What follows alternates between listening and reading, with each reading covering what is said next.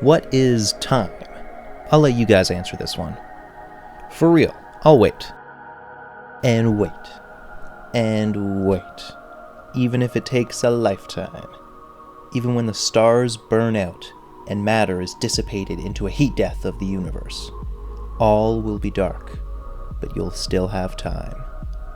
Time is known to do things like heal, be cruel, teach us lessons, and fade the past away. Time is fast when you want it to be slow, and slow when you want it to be fast. Time is a clock on the wall, and it is made up. Now you might say, made up, eh? What are you talking about? Time, as a unit of measurement, is arbitrary. Seconds are just something we made up. If we wanted, tomorrow the UN could declare that 1 second will now be the length of 2 seconds, and nothing in the universe will change. We would all live with 30-second minutes, that's all. Time, as defined by Google, is the indefinite continued progress of existence and events in the past, present, and future regarded as a whole. The truth about reality is in that progress bit. The motion of molecules are what we perceive as time. Time began at the Big Bang, according to the theory of the Big Bang. It leads one to wonder if maybe time needs matter to exist. Like time and matter are two sides to a coin. One cannot exist without the other. If we were to freeze time, we wouldn't actually be able to gallivant around. There are examples in media of people doing this, like freezing time and stealing from banks, art museums, and such. But the movement of molecules are required for aspects like solid objects. If we stopped things from vibrating closely together, we'd fall through it. Or more so, we'd instantly die from the universe ending. There is a temperature called absolute zero. It is the lowest temperature that is theoretically possible, at which the motion of particles that constitutes heat would be minimal. It is zero on the Kelvin scale, equivalent to negative 273.15 degrees Celsius, or negative 459.67 degrees Fahrenheit. This temperature is out in space and has been briefly reached in labs on Earth.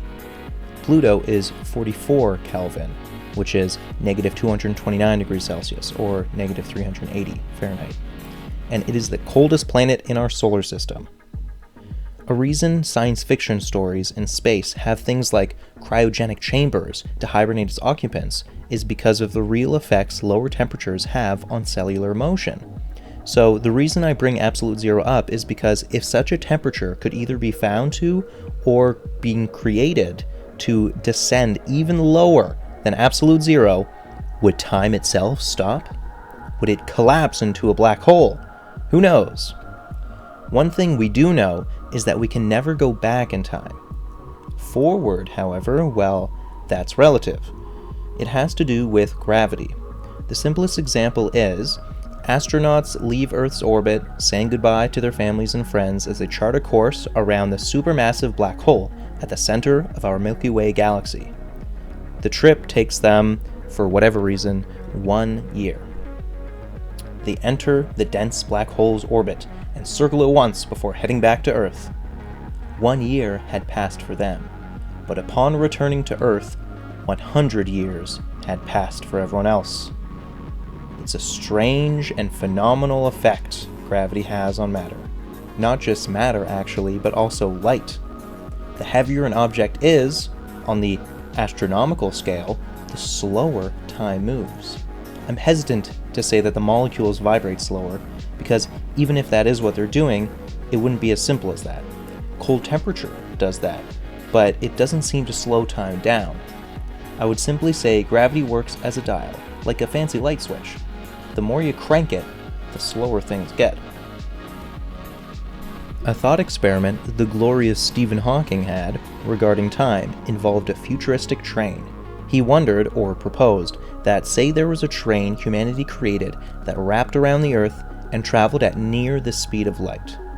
Matter cannot go or surpass the speed of light, but this train was designed to go just under as fast as the speed of light. He then proposed that a girl in the train decided to run forward in it. Would the laws of physics break? Or would they correct the matter at hand and visibly slow the girl down, making sure not to allow her to pass the speed of light? Individuals sitting in the train would watch as she slowed down, making each stride and seemingly hover in the air as she leapt. Time is a trip, to conclude this thought piece. We have no control over it. It goes up and down, shrinks and stretches, but never stops or reverses. We are a slave to time, and we are freed by it. Time is us, and we are time. Make what you will of your slice, and I'll make mine. Thanks for listening, and I'll see you guys next time.